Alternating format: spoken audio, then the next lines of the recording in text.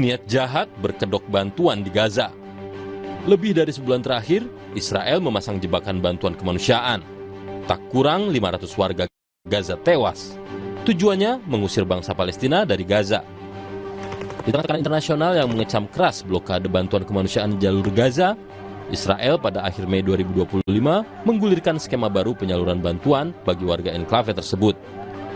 Dikelola oleh lembaga bernama Gaza Humanitarian Foundation atau GHF, skema itu menyingkirkan mekanisme penyaluran bantuan lembaga-lembaga internasional di Gaza, termasuk Perserikatan Bangsa-Bangsa atau PBB.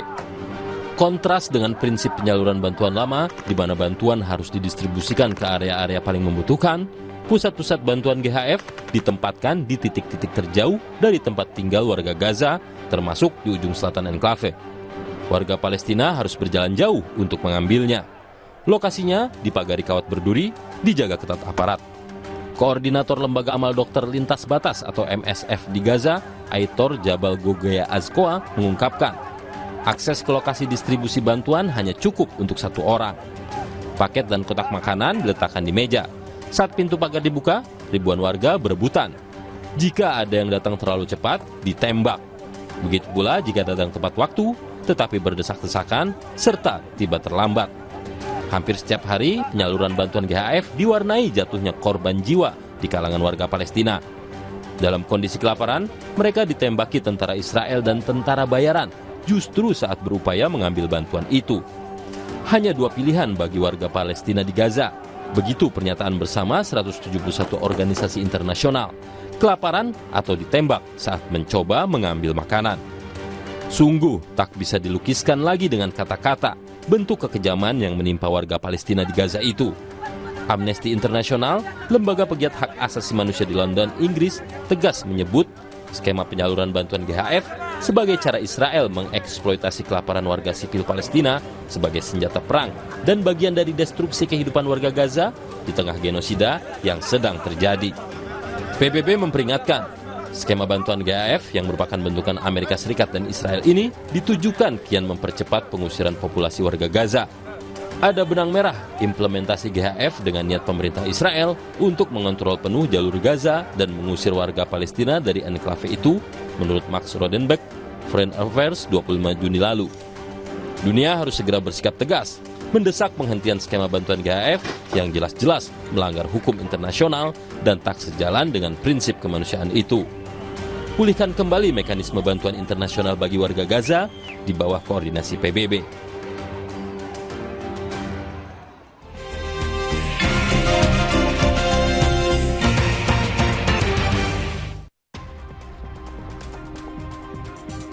Saudara, terima kasih Anda masih bersama kami di Kompas Pagi dan kini sudah waktunya kita melihat ulasan yang ada di halaman depan harian Kompas edisi hari ini, Senin 7 Juli 2025. Kalau kita lihat di sini, saudara, di halaman depan foto yang terpampang besar, Presiden Prabowo menghadiri KTT BRICS. Dan di sini, foto ini menunjukkan foto bersama para pemimpin negara anggota BRICS yang mereka lakukan sebelum masuk ke konferensi tingkat tinggi dan sebelum KTT-nya dimulai. Nah, bergeser sedikit dari foto, lalu kita lihat di kesepakatan tarif RI Amerika Serikat yang masih abu-abu.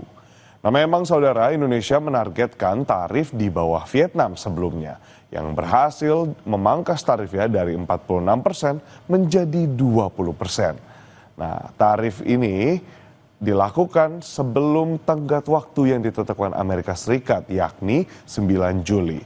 Hingga kini belum ada kejelasan seputar titik tengah negosiasi Indonesia dengan Amerika Serikat. Dan kalau kita lihat saudara di sini, memang bisa Anda baca juga di harian Kompas bahwa terdapat penjelasan bagaimana selama ini dimulai dari 3 Juli 2025 lalu 4 Juli 2025 hingga di sini menunjukkan 5-6 Juli lini masa bagaimana negosiasi kesepakatan tarif Indonesia dengan Amerika Serikat berjalan.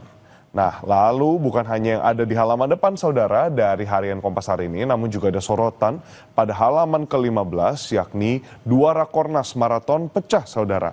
Rakornas Maraton Putra dan Putri Indonesia terpecahkan dalam sehari di Gold Coast Marathon 2025. Jadi sorotan harian Kompas hari ini cukup beragam, mulai dari politik, internasional, lalu juga hingga olahraga. Hadir menemani Anda dan Anda dapat baca di Harian Kompas edisi hari ini di Senin 7 Juli 2025 secara fisik ataupun secara daring di kompas.id.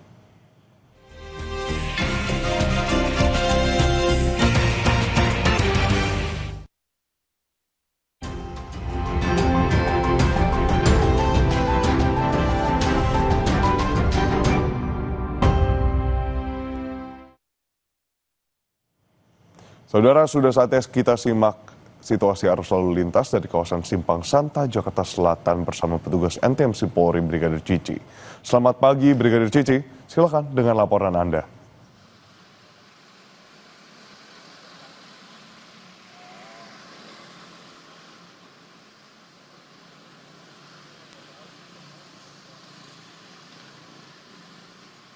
Silakan dengan laporan Anda.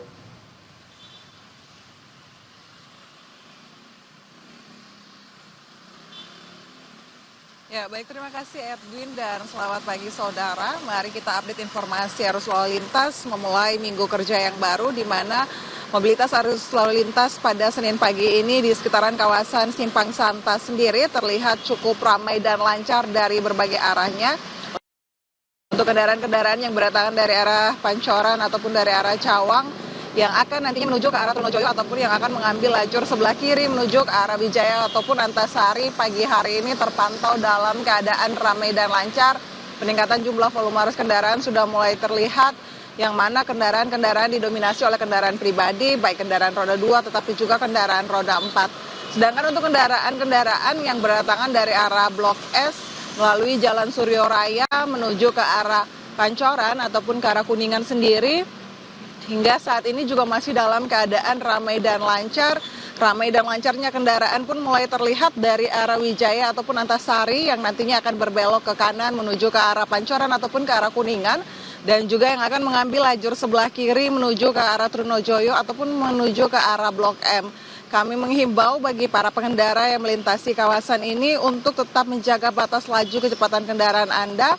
Dan juga ikuti petugas ataupun rekan-rekan kami yang saat ini sedang melaksanakan pengaturan lalu lintas di sekitaran kawasan Simpang Santa demi ketertiban dan juga kelancaran lalu lintas di sekitaran kawasan ini. Dan juga perlu kami ingatkan bagi para pengendara yang melintas agar tetap menjaga batas laju kecepatan kendaraan Anda, dikarenakan memang jalanan yang cukup licin dikarenakan guyuran hujan pada pagi tadi, dan juga tetap menjaga batas jarak aman kendaraan Anda. Saudara, pagi ini kami juga mendapatkan data IRSMS Korlantas Polri di mana sudah tercatat sebanyak 192 kasus laka lantas yang terjadi di seluruh Indonesia selama 1 kali 24 jam dengan rincian 11 meninggal dunia, 33 luka berat dan 276 luka ringan. Saudara, dari 192 kasus laka lantas tersebut 61% terjadi pada waktu siang hari. Untuk itu dihimbau bagi para pengendara agar tetap berkonsentrasi saat mengemudi, utamakan keselamatan diri Anda pribadi tetapi juga keselamatan bersama di jalan dan selalu patuhi aturan dalam berlalu lintas. Untuk saudara yang ingin mengupdate informasi terkait arus lalu lintas, kami siap melayani Anda. Saudara dapat menghubungi call center kami di 1500669 ataupun melalui SMS Center di 9119. Demikian Edwin yang dapat kami laporkan langsung dari lokasi dan silakan kembali ke studio. Terima kasih Brigadir Cici atas laporan Anda. Selamat beraktivitas dan selamat bertugas kembali.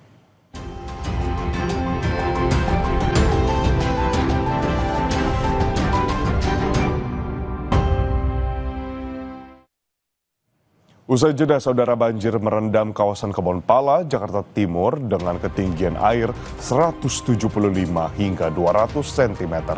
Informasinya hadir usai jeda.